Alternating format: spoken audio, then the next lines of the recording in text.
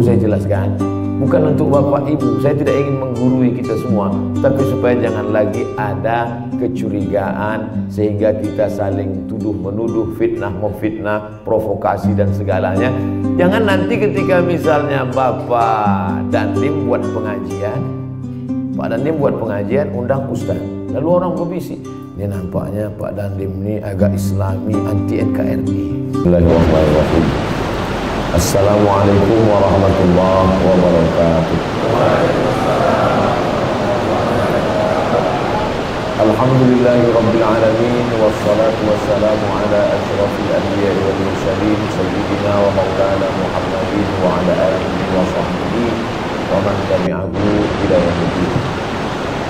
Hari ini saya amat sangat berbahagia berada di sebelah kiri saya Bapak Bupati, sebelah kanan pula Bapak Kantren, Bapak Dandim, Bapak Ketua DPRD, Bapak Sekda, Bapak Kepala Dinas, Kepala Badan, Kepala Kantor, baik yang ada kepala maupun tak berkepala, alim ulama, habaib, cendekiawan, tokoh masyarakat, insyaallah kita semua dimuliakan Allah Subhanahu wa taala. Amin. Dari kecil kita diajarkan tentang lagu dari Sabang sampai Merauke, berjejer pulau-pulau, sambung menyambung menjadi satu, itulah Indonesia. Jadi ternyata masuknya lagu itu di kepala kita sejalan dengan masuknya alif bata sajid akho dal radai apa maknanya? Orang Islam di Indonesia satu hembusan nafasnya sejalan antara Islam dengan nasionalisme. Jadi jangan dibenturkan, karena sekarang ada satu kelompok yang saling mencurigai. Kalau orang kuat nasionalismenya berarti krisis agama. Kalau orang kuat takbirnya berarti minim cinta negara. Ini jangan. Nanti kita saling mencurigai. Ketika nanti saya tabligh akbar, takbir, Allah Allah, yang kita Pancasila. Ketika saya lihat kawan saya, saudara kita, hormat, gerak, padahal kita dididik dari kecil tidak. Satu hembusan nafas, la ilaha illallah Muhammadur Rasulullah, aku bangsa Indonesia, berbahasa Indonesia, bertanah air Indonesia. Ini jangan dipisahkan, karena ada upaya untuk memisahkan ini. Halakam ru'un lam ya'rif qabrah. Orang yang paling celaka adalah orang yang tidak mengerti sejarah bangsa. Mari kita mengerti. Dari mulai atas Sumatera, Aceh, Islam, turun ke bawah Aceh, kerajaan Melayu Langkat. Dari Langkat turun ke bawah, kerajaan Melayu Delhi, Medan, Sumatera Utara. Masih sampai sekarang berdiri Istana Maimun, Masjid Al-Mahfud di pusat kota Medan. Turun lagi ke bawah, kerajaan Asahan, Tanjung Balai Asahan. Turun ke bawah, kerajaan Siak Sriindrapura, Islam. Turun ke bawah, kerajaan Pagaruyung Minangkabau, Islam. Ke kiri, saudara-saudara kita dari Batak, Simalungun, Karo, sebagian animisme, sebagian menganut Kristen. Awalnya Kristen yang dibawa oleh Belanda adalah Katolik. Tapi Katolik susah masuk, sampai akhirnya datang seorang bernama Nomen Sen menyebarkan. Katanya kebanyakan Batak adalah Protestan. AKBP, kuliah Kristen, Batak, Protestan. Turun ke bawah, Jambi, Islam. Turun ke bawah, Palembang, Sultan Mahmud Qadaruddin, Islam. Turun ke bawah, Lampung, Islam. Bahwa di Lampung ada komunitas saudara-saudara kita Hindu, itu berasal dari Bali. Lalu kemudian masuk ke Pulau Jawa. Di antara Pulau Jawa ini yang paling banyak dihuni oleh para keturunan Rasulullah SAW adalah Batavia, Jakarta. Mengapa itu yang mereka pilih? Wallahu a'lam. Tentu mereka menambatkan kapalnya dari Hadramaut, Tarim, bukan asal-asalan. Mereka punya pandangan batin. Ittaqu firasatal mu'min, takutlah kamu pada firasat orang beriman. Fa innahu yanzuru binurillah, karena mereka memandang dengan pandangan Allah. Menurut firasat bisyarah mereka dari Nabi, tambatkan kapal kayu di sini, maka di sanalah mereka Priok di Tanjung Priok yang dulu pernah hebat tentang makam keramat. Lalu kemudian kerajaan Banten Islam masuk ke Jawa Tengah, masuk ke Jawa Timur, menyeberang saudara-saudara kita yang berasal dari tinggi di Pulau Dewata, Pulau Bali. Masuk pula Pulau Kalimantan, kerajaan Islam terkaya yang APBD-nya nomor 1 se-Indonesia, Kutai Kartanegara. Lalu kemudian di sana pula kerajaan Islam Banjar yang sampai hari ini bukunya dipegang oleh nenek bapak ibu kita, bagaimana cara sholat, cara wudhu, Syekh Muhammad Arsyad Al-Banjari, yang merupakan utusan dari Raja Banjar yang dikirim ke Makkah Al-Mukarramah untuk belajar Islam, pulang menulis kitab, tapi tidak pakai bahasa Banjar, pakai bahasa Melayu. Makanya buku dia bisa dipakai oleh orang Patani Thailand Selatan dan bisa dipahami oleh orang Moro itu. Nah, dipakai, disatukan oleh bahasa sebelum deklarasi negara kesatuan Republik Indonesia. Masuk ke Sulawesi, kerajaan Goa. Orang Makassar, orang Bugis terkenal dengan kapal kayunya. Bahkan ketika saya sampai masuk ke museum di Melbourne, Sydney, Australia, masuk lihat bagaimana Islam sampai ke Australia. Kok bisa orang aborigin itu masuk Islam? Ternyata yang mengislamkan Australia adalah orang-orang Makassar yang asalnya mau mencari tripang. Naik kapal laut mau mencari tripang, dan di sana mereka menebarkan Islam. Saya sebenarnya mau ngasih tahu saya pernah ke Australia.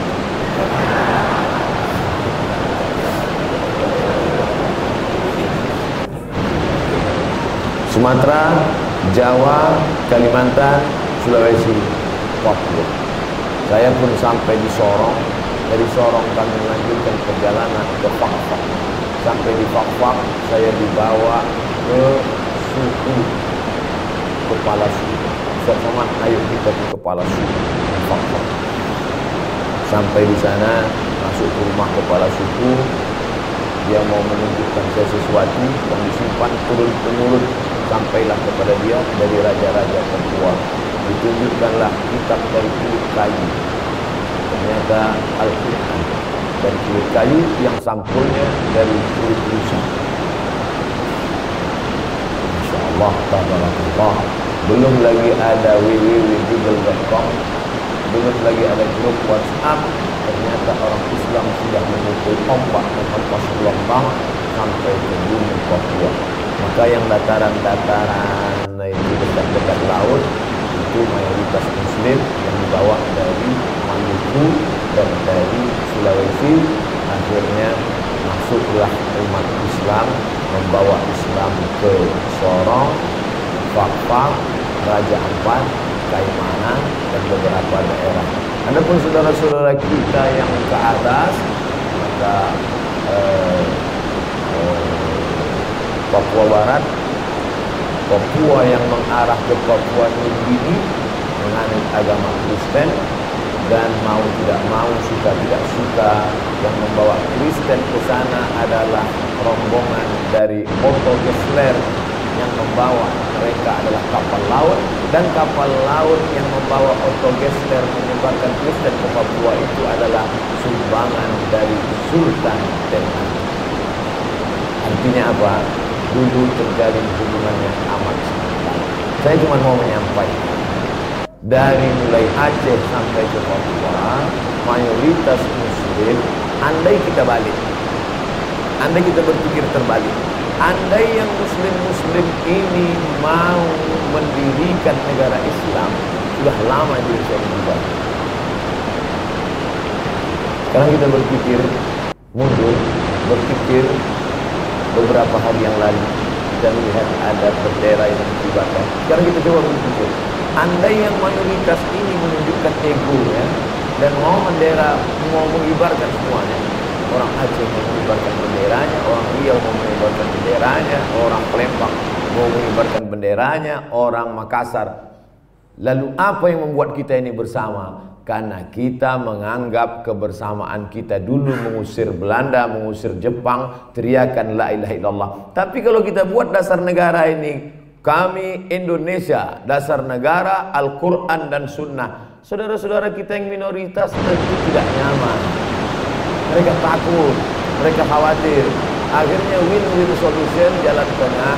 Kalau begitu tidak pakai Islam, tidak bawa-bawa Quran, tapi nilai-nilai Islam ada di dalam. Itulah dia Pancasila.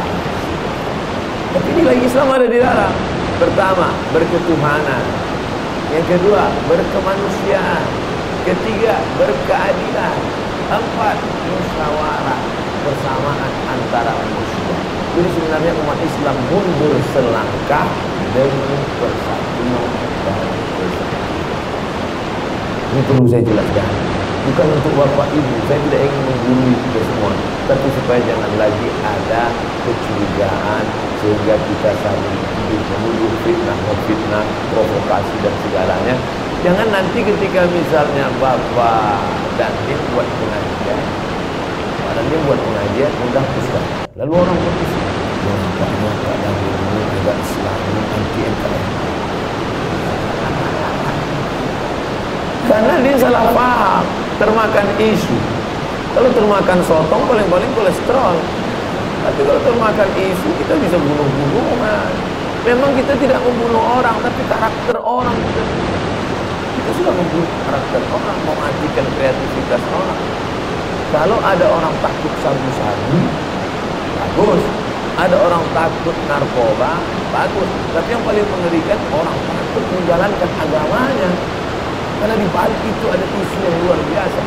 Maka saya menjelaskan, bukan untuk kita, tapi untuk anak cucu kita, bahwa meneriakkan Allahu Akbar tidak kontradiktif dengan berpancasila. Orang yang mengatakan negara saya Kesatuan Republik Indonesia, kami berpancasila, berundang-undang dasar 1945, tidak menafikan syahadatnya asyhadu an la ilaha illallah wa asyhadu anna Muhammadar Rasulullah. Hubbul watan minal iman. Cinta dan air adalah bagian dari keimanan. Itulah yang membuat kita bisa langgeng hubungan ini sampai 74 tahun lamanya. Dan kita ingin sampai akhir hayat tetap menjadi orang Indonesia dan tetap menjadi hanifan musliman wa ma anina muslimin. Amin. Adapun bertetangga dengan saudara kita Hindu, Buddha, Konghucu, Kristen, Katolik, Protestan, tak usah kita ajari bagaimana cara bertetangga. Bapak pergi ke Medan, lihat di sana ada kawasan namanya Kampung Kling. Kampung Kling. Tak mau disebut Kling, India. Dan di sana ada masjid tertua ketika gunung meletus, Gunung Merapi meletus 1887. Masjid itu sampai sekarang ada. Namanya Masjid India. Tapi jangan lupa, di situ juga ada kuil terbesar di Sumatera, di kampung. Dan saya masuk ke dalam. Masuk, saya bilang, izin, boleh saya masuk? Boleh. Saya bilang, kuil India, kampung kuil. Saya tengok orang India yang masuk, cuci kaki, cuci tangan, masuk. Oh, mereka wudhu juga. Dan tertulis di pintunya, besar-besar, ini tempat suci yang rok pendek dan celana bonggol dilarang. Ada tak itu tertulis di komplek masjid kita? Yang celana jet jangan masuk. Ada. Padahal pakaian India seksi, bisa kan? Bisa nonton juga sikit. Ya, ada tertulis. Jangan ajarkan kita tentang kebinekaan. Bagaimana mungkin orang Melayu mengizinkan tanahnya untuk kampung Kling, baik yang Islam maupun yang Hindu? Tegak berdiri. Di sana pula ada rumah sampai sekarang, ada di kawasan Kucinan. Rumah siapa itu? Itulah rumah Chong api. Chong api adalah orang Cina kaya, dan dia kasih tanah. Tanah punya siapa? Di Medan tanah punya Sultan. Sultan Melayu Delhi. Sultan, mana tanah? Untuk apa kata Sultan? Aku mau bangun masjid. Maka sampai hari ini masih ada masjidnya. Kita tahu namanya Masjid Al-Ikhlas, Masjid At-Taqwa, Masjid Al-Mukhlisin. Tapi di Medan unik. Masjid apa namanya? Masjid Chong Api. Nanti Bapak pergi ke Medan, sholat di Masjid Chong Api. Artinya apa? Kebinekaan kita sudah lama terjaga sampai hari ini. Oleh sebab itu kalau ada ingin menyulut, kita lalang, bukan lalang kering, kita lalang basah yang berembun. Setengah mati dia mau menyulut, kita akan terbakar. Kita bukan lalang kering. Jadi saya mau dipancing-pancing untuk menyulut itu tidak akan cukup. Malam tadi orang ramai. Kalau saya mau takbir, bakar. Kita tidak pernah mau terpancing. Kita selalu mengatakan kita jaga negara kesatuan Republik. Quran menyampaikan, la yanhaakumullahu 'anil ladzina lam yuqatilukum fid din wa lam yukhrijukum min diyarikum. Dia berbeda agama denganmu selama dia tidak mengusir kamu dari kampung halamanmu, selama dia tidak membunuh kamu, maka kamu balas dia dengan dua, antabarruhum, buat baik sama mereka, wa tuqsitu ilaihim, bersikap adillah pada mereka. Tapi ceramah-ceramah saya yang begini tidak akan viral. Kenapa? Karena tidak menarik. Oleh sebab itu maka ini mesti kita pandai-pandai menjaga. Kalau tidak, alhamdulillah, tak terbayangkan bagaimana kalau yang mayoritas yang mengamuk, yang minoritas mengamuk, kita lihat efek hancur. Apa kata orang Melayu? Menang jadi arang, kalah. La tanazamu, jangan kelahi, fatafshalu, kamu akan gagal. Fatadhari hukum, kamu menang. Ini poin pertama, karena ini dasar supaya kita tidak berkonflik, tidak kecemburuan, tidak macam-macam. Selesai satu masalah. Berapa masalah Pak Ustaz? Banyak masalah. Saya tidak ingin Bapak Ibu menganggap ceramah saya ini masalah. Tadi maunya mendengar masalah karena ingin menghilangkan masalah, karena di kepala kita banyak masalah. Ternyata Ustaz Somad hanya menambah masalah. Masalah satu selesai. Masalah yang kedua, Bapak Ibu punya jabatan PNS. PNS adalah cita-cita tertinggi anak sekolah. Karena kalau ada dua anak lajang meminang anak gadis, satu ditanya, apa kerjamu? Masih usaha-usaha bisnis Pak. Kamu baru lulus CPNS. Lulus. CPNS adalah cita-cita. Saya pulang dari Mesir membawa ijazah LC, pulang dari Maroko membawa MA. Haji Abdul Somad LC MA, status honorer. Tes PNS, kata mak saya, ikutlah zona tes seleksi berkas, tes potensi akademik, tes bahasa Arab, bahasa Inggris, tes audisi ujian mengajar, tes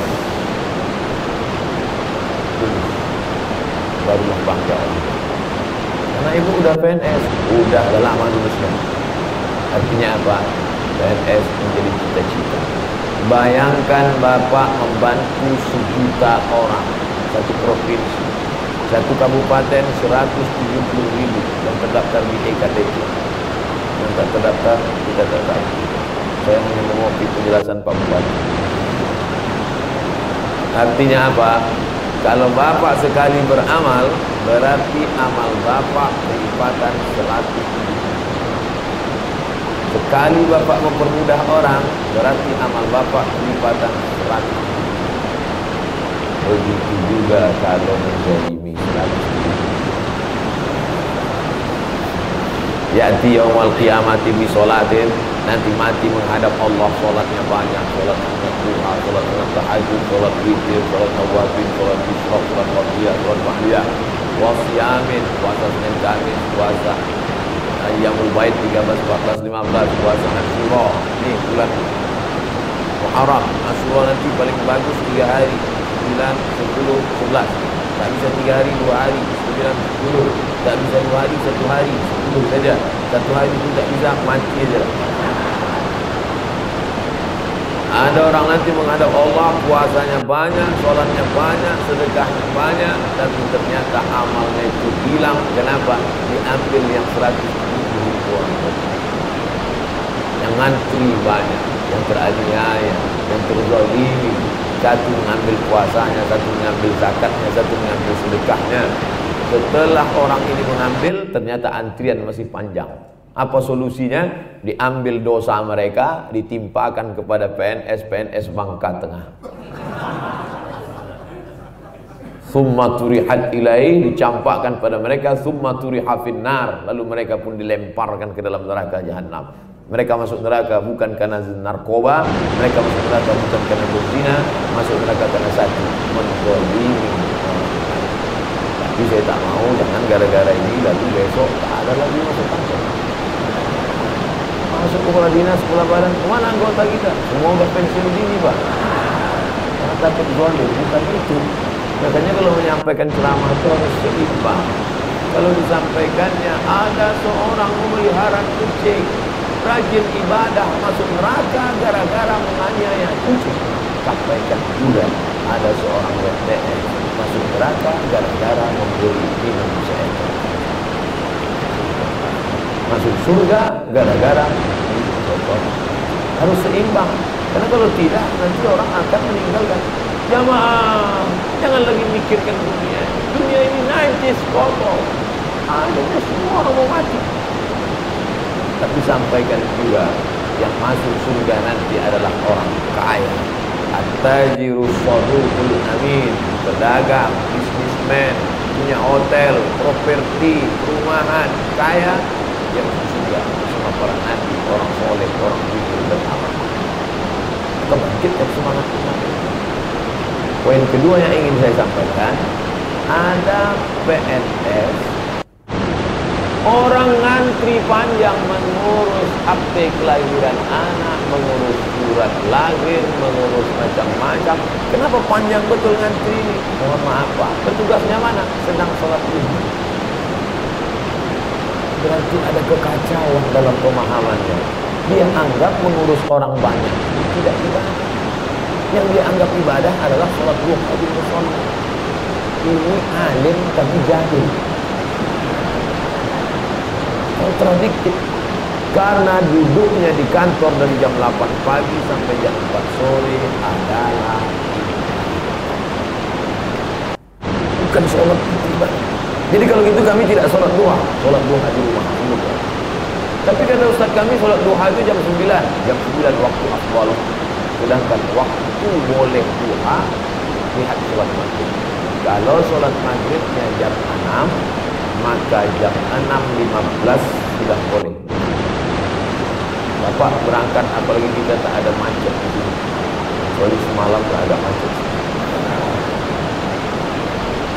Masuk kantor jam 8, mandikan anak, masak nasi goreng segala macam, jam 7 sudah selesai. Jam 7 dulu sholat duha. Usolli sunnatat duha rak'ataini lillahi ta'ala.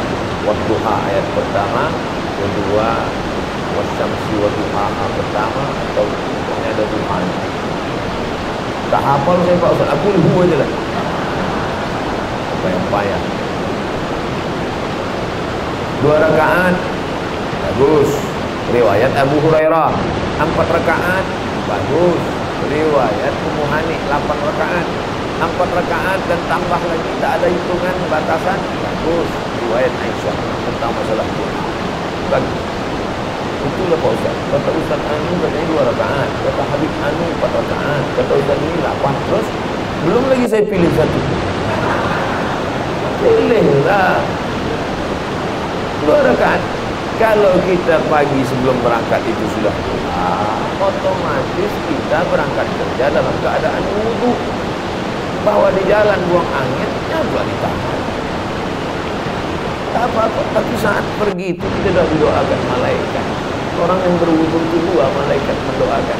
2 doa malaikat. Allahumma firlahu, Allahumma rahmathu, rahmatihi ya ampunkan dosa. Berangkat kita dari rumah, bismillah tawakkaltu 'ala Allah, la haula wala quwata illa billah.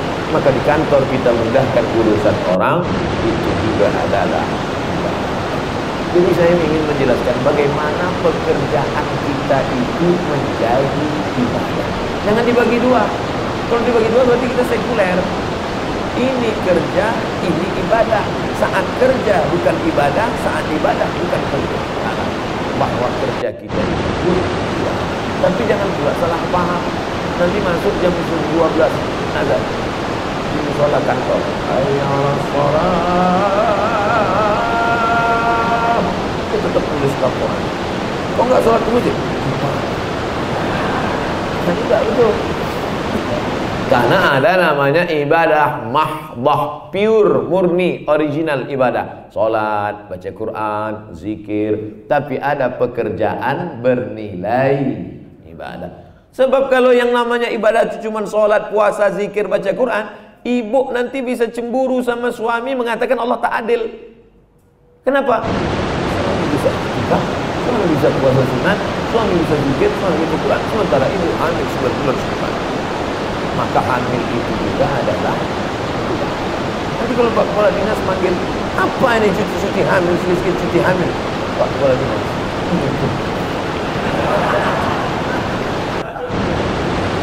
malah hamil itu ibadah yang tak putus dengan kematian. Yang sholat duha putus setelah mati. Tapi hamil punya anak itu akan mendoakan. Mati kita dimakan cacing tanah, tak putus. Waladun sholihun yad'ulah, anak soleh yang mendoakan. Pahami dengan baik bahwa pekerjaan ibadah. Suatu malam saya ceramah di masjid. Saya tengok banyak yang wajah-wajah asing pakai baju seragam. Ini ada apa kok lain malam ini? Maaf Ustaz Somad, malam ini Kanwil BPN datang, Badan Pertanahan Nasional. Di bawahnya satu kantor karena ulang tahun BPN menghadiri pengajian. Jadi ternyata simpel sekali untuk merubah kerja jadi ibadah. Ulang tahun BPN, bawa anggota pengajian, merubah menjadi ibadah. Saya juga sudah cerita tentang mati. Kita akan mati dimakan cacing tanah, diciptakan dari tanah, walaupun kerja di kantor pertanahan. Siapa yang menganiaya sejengkal tanah, qadra sibrin yutawwaku yaumal qiyamah, sejengkal tanah itu akan melilit lehernya pada hari kiamat. Pokoknya malam itu cerita tanah aja tuh. Selesai pengajian, mari kita dengarkan kata sambutan dari Bapak Ketua, Bapak Kanwil Badan Pertanahan Nasional. Bapak Kanwil, saya memang ingin pegawai-pegawai kantor saya ngaji, maka saya yang dibawa. Dan mulai malam ini saya katakan, seluruh masjid, surau, langgar, musola besok datang ke BPN, urus surat tanah gratis. Begitu. Sekarang masjid tidak bisa dapat bantuan dari Depsos, Kemensos. Kenapa? Karena masjid tidak punya surat. Ketika gereja yang dapat bantuan, orang pengurus masjid marah. Nampaknya negara sudah tidak mementingkan masjid. Padahal negara baru bisa mengucurkan dana kalau masjid punya surat. Maka surat tanah itu masjid-masjid diurus. Pengurus tidak mau mengurus karena sulit. Maka BPN memudahkan. Surau, langgar, musola. Datang pula PLN. Apa kata kepala PLN? Masjid, surau, langgar, musola, pesantren, kalau mau ngurus masuk lampu listrik, insya Allah gratis juga Pak? Tidak. Gimana agak mudah sedikit? Dia tak sanggup, mahal. Tapi jangan lupa, negara tak mampu, ada orang di Kalimantan. Jadi baik saya, Ustaz Somad, dimanapun Ustaz ceramah, tolong Ustaz cari di mana jamaah Ustaz yang mau ngurus masuk lampu listrik, kontak saya, maka pengurusannya gratis. Nanti saya kasih nomor. surau, langgar, musola, mau tambah daya, mau yang baru. Artinya apa? Ternyata pekerjaan kita itu bisa kita rombak. Kumpulkan guru agama, guru ngaji, imam, guru agama, guru ngaji, imam, tukang mandikan orang mati, semua kumpulkan. Nah, kumpulkan satu, beri pengarahan 1 jam, keluarkan. Bapak-bapak polisi, bapak wakapolres, bapak kapolres, kumpulkan. Mana guru ngaji, imam surau, imam mandikan orang mati, tukang gali kubur, semua.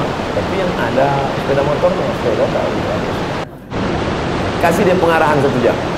Begini caranya, begini, praktek lapangan, buat contoh. Supaya apa? Karena mereka ini amat sangat berpengaruh di tengah masyarakat. Bayangkan kalau ada ustadz 3 kali kena tilang, itu bisa dibawanya sampai ke khutbah. Nampaknya simpel, sederhana.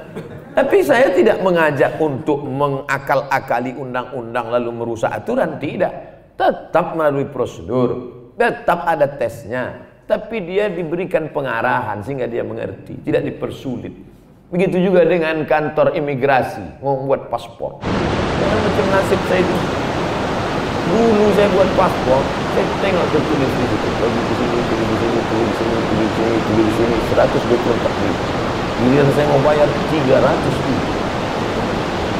Sekarang saya urusan malah tak diminta duit sama sekali. Ternyata besar pengaruh viral.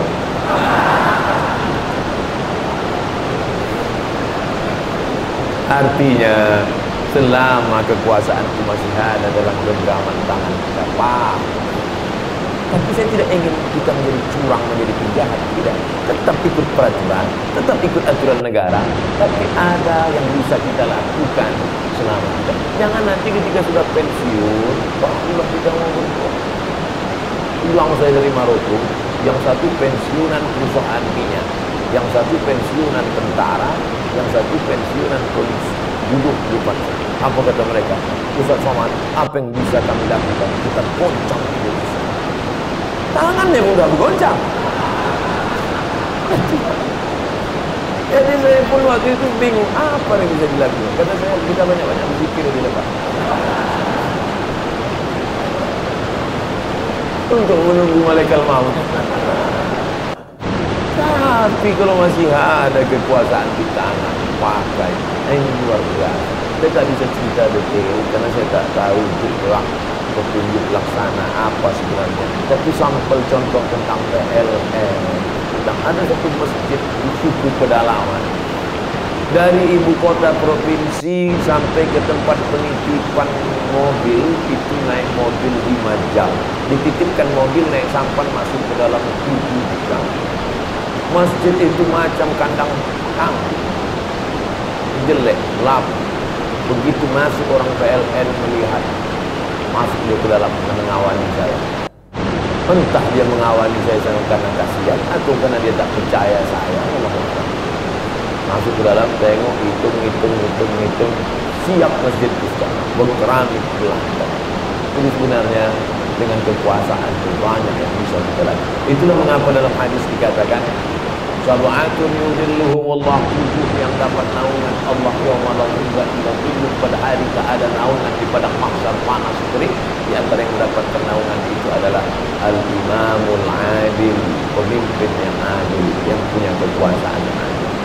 Saya bisa jumpa dengan Pak Dandim, Pak Danrem, Bapak dari kepolisian, Bapak-bapak, Pak Sekda, Bapak Ketua DPRD. Ini kan karena fasilitas yang diberikan, itu sudah bisa jumpa. Kalau tidak, apa ya? DPRD aja Pak. Kita jumpa Bapak-bapak. Mudah-mudahan pertemuan kita ini ada efek positifnya dan membawa rahmat. Sehingga ketika Bapak melaksanakan ini dengan apa yang Bapak punya, maka mengalirlah pahalanya terhapus. Ini namanya MLM, multi level marketing. Saya dapat 100% dari Badan Pertanahan, 100% dari PLN, 100% dari tentara-tentara yang sholat berjamaah, 100%. Karena tentara polisi itu saya banyak ngobrol, tak ada kata tidak, semuanya siap. Siap. Siap. Jadi saya pikir ini sangat bagus positif. Kalian harus bayar zakat 2,5%. Siap. Ini harus kita dirikan masjid di sini. Siap. Itu ada anak yatim yang belum bayar uang sekolah. Siap. Tak ada tidak kata dia. Maka selama dia masih mau ikut cakap kita, tidak apa-apa. Bukan untuk dia, menyelamatkan dia dari azab Allah SWT. Berapa harga tanahnya? Harga tanah 1 hektar 7 juta. Buat pondok pesantren yang lengkap semua 10 hektar 70 juta. Ada karyawan pegawai 100 orang. Kalian kumpul duit 1 juta, 70 juta. Semua 100 orang 30 peletakan batu pertama. Wakafkan. Ketua MUI, Ketua PCNU, alim ulama duduk penyerahan wakaf tanah untuk pondok pesantren. Hanya siapkan tanah, peletakan batu pertama. Yang lain-lain Allah membuka. Datang orang kaya lewat, buat balik untuk pesantren. Letak batu pertama sudah tanggal sekian. Yang punya semen serahkan. Hai orang kaya, jangan bangun rumah besar-besar karena akan tinggal diambil istrimu sama brownies. Buat kata-katanya itu yang agak menjurus ke tangkai jantung sedikit. Tak ada lagi silakan bersedekah. Itu udah biasa. Nah, buat situ, buat. Hai ibu-ibu, jangan lagi beli emas banyak-banyak karena diambil lagi untuk modal kawin lagi. Bantu pesantren. Peletakan batu pertama. Tolong kalau peletakan batu pertama jangan letak saya. Karena beberapa masjid yang saya letakkan tak jadi-jadi. Dalam batu pertama. Maka itu amal yang kekal abadi. Adapun bapak jadi kepala dinas, kepala badan pada kantor, selama bapak menjabat itu apa yang bapak buat? Alhamdulillah Pak Ustaz, pagi Jumat baru baca Yasin. Baca Yasin. Hebat kepala dinas kami Pak Ustaz, rajin puasa Senin Kamis. Baca Yasin puasa Senin Kamis itu bukan amal kepala dinas. Itu amal anak SMP. Amal kepala dinas, kepala badan, kepala kantor adalah selagi kuat kata-katanya, selagi hebat tanda tangan. Apa kaidah? Tapi bukan saya menyuruh korupsi atas nama agama. Silakan korupsi, yang penting pakai bismillah. Bukan itu yang saya sampaikan. Banyak orang menganggap dia sudah beramal, padahal dia belum beramal. Dia menganggap sudah beramal. Alhamdulillah Pak Ustaz, saya sebagai kepala dinas pagi baca Yasin, malam tahajud. Gak banyak, 2 rakaat. Tahajud itu 11 Pak. Saya mau nyambil paket kan.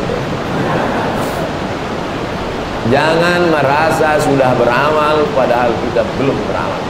Kalau ada di antara bapak yang punya jabatan, punya kekuasaan, tapi amal bapak baru hanya sebatas sholat tahajud duha dengan baca Yasin, itu sama dengan seekor gajah membawa sebutir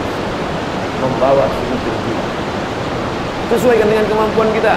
Kalau ada seekor semut bawa sebutir gula, silakan. Kalau engkau seekor gajah, maka bawalah sebatang kayu kelapa. Tapi kalau ada seekor gajah bawa sebutir gula dan menyangka sudah beramal, kok gajah apa semut?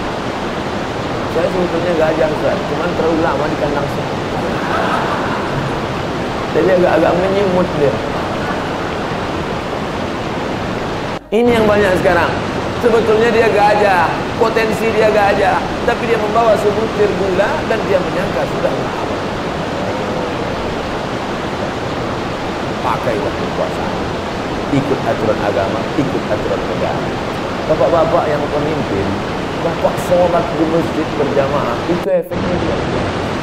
Kenapa kantor-kantor itu kadang tak banyak orang sholat berjamaah? Saya tidak cerita tentang kantor bapak, saya cerita pengalaman saya. Karena ditugaskan satu orang jadi muazzin, sekaligus imam, sekaligus membersihkan WC. Coba kalau bapak yang datang itu, bapak azan, walaupun suara pas-pasan, Allahu Akbar, Allahu Akbar. Ada pegawai sedang makan, Baik yang azan, itu berhenti. Tengok mereka. Siapa yang azan? Apa dia? Lompat mereka. Kalau tak percaya coba besok. Yang saya sampaikan ini bukan kata saya, kata sosiolog Muslim namanya Abdurrahman Ibnu Khaldun, tapi nama populernya Ibnu Khaldun. Tapi ada universitas di Bogor namanya Universitas Ibnu Khaldun. Cuman lebih pendek, singkatannya tidak menarik. Tak sama macam puas. Abdurrahman Ibnu Khaldun mengatakan ar-ra'iyah ala dini mulukihim. Rakyat mengikut agama raja-raja. Kalau sudah rajanya rajin, insya Allah. Coba kalau kepalanya sekolah badan kantor kumpulkan. Saya mengajak semua pegawai, mari kita membayar zakat bersama-sama. Pendek. Sepatah dua patah kata. Beda sama Ustaz. Saya berbuih mulut saya ceramah. Bayarlah zakat, bayar zakat. Khutbah Jumat. Mana yang saya tengok mengantuk, di situ saya arahkan. Bayar zakat. Alhamdulillah Ustaz Somad, sejak Ustaz menjadi anggota penyuluhan zakat ini, zakat kita sekarang 1,2 miliar. Alhamdulillah Pak. Jadi zakat kita sekarang 1,2 M. Iya Pak Ustaz. Itu tingkat provinsi. Provinsi Pak Ustaz. Oh. Tinggi itu Pak. Kabupaten sana 10 M Pak. Kenapa kita cuma 1,2 M kabupaten itu kok bisa 10 M? Mereka Pak langsung ada payungnya. Apa namanya? Perda. Yang mengeluarkan perda itu siapa? DPR. Yang mengangkat DPR itu siapa? Rakyat. Jadi sebenarnya rakyat beramal dengan memilih mendudukkan orang-orang yang baik. Lalu pengaruh Ustadz di mana? Ustadz mempengaruhi pemilih. Ustadz yang berceramah, pilihlah yang amanah, pilihlah yang punya program zakat. Siap, siap Ustadz. Pagi pemilihan kena serangan badan. Habis.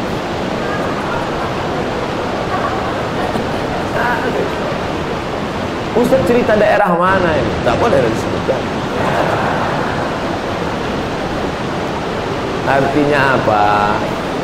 Apa yang disampaikan habaib Ustadz Tuan Guru menjadi opini publik. Dulu calon bupati, calon wali kota, calon DPR kalau mau masuk ke kampung selalu mengundang penyanyi dangdut. Dulu gitu. Makin pendek rok penyanyi itu makin besar suara. Dulu. Tapi sekarang terjadi perubahan. Terjadi perubahan. Itu apa? Pengaruh. Tidak ada opini publik. Yang ada hanyalah opini yang selalu dipublikasikan melalui YouTube, melalui Instagram, melalui internet, multimedia. Maka cerdas kita pakai ini, tapi niat kita tidak jahat supaya orang beramal. Ustaz keliling-kelilingnya apa yang Ustaz cari? Ustaz nyari apa sebetulnya? Nyari populer. Oh, banyak. Itu viral. Mau nyari duit. Duit ini sampai mana? Duit ini kan cuma dua, makan pakai. Sekaya-kaya kita duitnya cuma dua, makan pakai. Makan paling kuat 3 kali tahun. Kalau sampai 4-5 berarti khusus bocor. Pakaian paling tebal 3, singlet di dalam, pakai kemeja, pakai. Kalau ada 4 lapis, demam, bukan kaya. Harta ini cuma 2, makan pakai. Yang dicari ini apa sebetulnya? Ustaz Somad ingin mencari amal jariah sudah mati. Mati Abdul Somad di Riau, diberitakan orang di internet, orang Bangka Tengah semuanya untuk almarhum Abdul Somad Al-Fatihah dipimpin oleh Pak Bupati. 170.000 Fatihah pengajar. Yang bacakan sekarang. Sekarang jamaah ini saking semangatnya sekarang aja lagi. Oleh sebab itu hidup kita ini harus jelas Pak. Kalau tak jelas hidup kita, kerja tak jelas, orientasi tak jelas, akhirnya tiba-tiba datang aja malaikat maut. Oleh sebab itu maka saya amat sangat senang pada kesempatan itu. Karena kalau tadi malam dibuat orang datang itu masyarakat. Tapi saat ini saya bicara tak sampai 1000 orang. Tapi Bapak adalah orang-orang yang punya follower. Bapak-bapak orang yang punya kekuasaan. Bicara saya dengan Pak Bupati, ada Pak Ketua DPRD, ada Pak Dandim, ada Pak Danrem, ada Pak Sekda, ada Pak Kepala Dinas. Bapak punya bawahan sampai ke kecamatan, sampai ke kelurahan, sampai ke desa, sampai ke RT, sampai ke RW. Di akhirat ditanya Allah, sudah kau sampaikan Abdul Somad? Sudah ya Allah. Sudah mereka laksanakan? Aku tak tahu. Kullukum, semua kamu ra'in, pemimpin, wa kullukum mas'ulun, semua kamu akan dituntut ditanya di hadapan Allah Subhanahu wa ta'ala. Pertama, pemahaman tentang sejarah antara agama dan nasionalisme. Kedua, merubah pekerjaan menjadi ibadah. Yang terakhir, yang ketiga, jangan lupa selalu menata. Ala fil jasadi mudghah, ketahuilah dalam jasad ini ada segumpal. Idza salahat salahal jasadu kullu, kalau yang segumpal baik, yang lain ikut menjadi baik. Wa idza fasadat, kalau dia rusak, yang lain ikut menjadi rusak. Ala wa hiya qalb. Langsung qalb itu jantung. Letaknya sebelah kiri berdegup dan berdetak. Kalau sudah jantung kena harus. Siapa kemarin yang ikut pengajian itu mana? Meninggal Pak Ustaz. Kenapa? Serangan. Pernah tak Bapak? Kenapa dia meninggal? Kena tulang. Ya. Maka jaga jantung, jangan pernah putus. La ilaha illallah. Pagi tadi kita afdhalul zikri fa'alam annahu la ilaha illallah. Angguk kepala tu pas ke sini. La ilaha illallah. La ilaha illallah. La ilaha illallah. Yang mau mengangguk, yang tak mau dia mati. Tidak wajib, tidak rukun, tidak syarat. Yang mau mengangguk, angguk saja. Yang tak mau mengangguk, ya. Karena banyak juga orang begitu, kita tak tahu, dia asal angguk aja. Mana angguk kamu? Entah, tengok orang angguk, aku angguk pula. Kita macam zikir angguk. Ya, tikamkan dia ke jantung. Karena sampai masanya nanti pas kita mau mati, ikhlas. Apa yang selalu kita cakapkan, apa yang selalu kita dengarkan, apa yang selalu kita tengok pandangkan, apa yang selalu kita renungkan, apa yang selalu kita pikirkan, itu yang akan datang waktu sakaratul. Di rumah sakit sendiri, anak tak boleh masuk, istri tak boleh masuk, yang boleh masuk cuma bidan. Bidan cantik pula. Apa tak suul khotimah kita? Nengok mukanya, ingat artis. Bukan ingat Allah. Oleh sebab itu maka zikir menata hati. Tapi guru kami mengajarkan zikir katanya Allah Allah. Terserah. Yang zikir Allah Allah. Barikat naqsyabad yang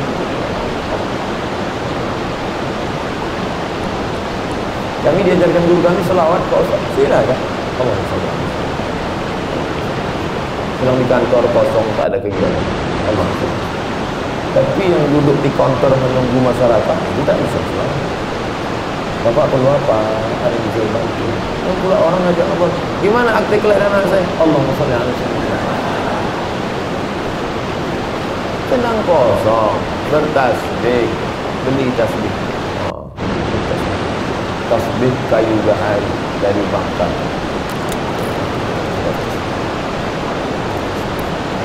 Jangan digantungkan di leher. Disangka orang sepuh.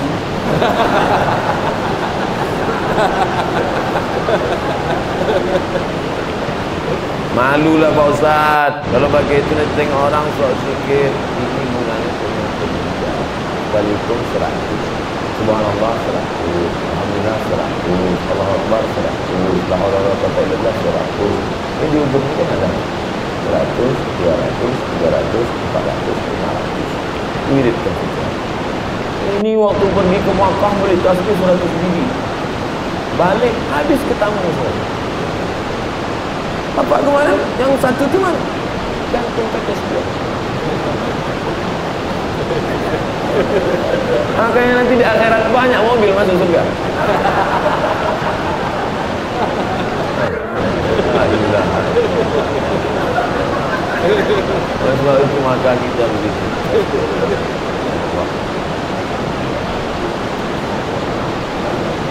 Jadilah seperti pohon gaharu. Pohon gaharu itu makin dicincang, makin dibacok, makin ke dalam ketemu. Jadilah pohon gaharu, makin dibakar, makin keluar minyak. Jadilah pohon gaharu, makin tua, makin bergizi, makin berkualitas, makin banyak getahnya, makin harum. Filosofi dari kalian. Dan tak perlu dikasih palsu. Anda ingin mendapatkannya, datanglah ke Bang Kapten. Dah, potong, masukkan ke Instagram, like and share. Jangan pula Bapak Ibu sangka saya dapat royalti, minta. Royalti kita adalah ketika nanti menghadap Allah, ditunjukkan Allah SWT, faman ya'mal mithqala dzarratin khairan yarah. Itulah amal kita. Lain daripada itu tinggal, hilang, tak berkesan, tak bermakna. Mudah-mudahan apa yang saya sampaikan itu bermanfaat buat saya. Mohon maaf banyak kata tak berkenan di hati. Terima kasih atas segala perhatian. Mohon maaf atas segala kesilapan. Apa yang disampaikan Ustaz Somad tadi? 3. Yang pertama, tidak ada kontradiksi. Jangan benturkan antara cinta negara, nasionalisme dengan cinta kepada Islam. Yang kedua, jadikan pekerjaan berubah menjadi ibadah. Yang ketiga, tata hati dengan senantiasa berzikir, menyebut, mengagungkan Allah Subhanahu. Insya Allah sampai sekarang ceramah saya terukur, selalu saya buat begitu. Judul ceramah saya malam ini, malam tadi judul ceramah bagaimana mewujudkan manusia unggul harus 3: akidah, ibadah, akhlakul karimah. Begini gitu. Tujuannya apa? Supaya mempermudah orang ingat ceramah, supaya mempermudah intel ngasih lapor. Mereka kan bekerja untuk negara. Saya juga tanya, apa isi ceramah Ustaz Somad tadi? Nih, lalu saya buat takut supaya jangan salah lapor. Terima kasih, mohon maaf. Assalamualaikum warahmatullahi wabarakatuh.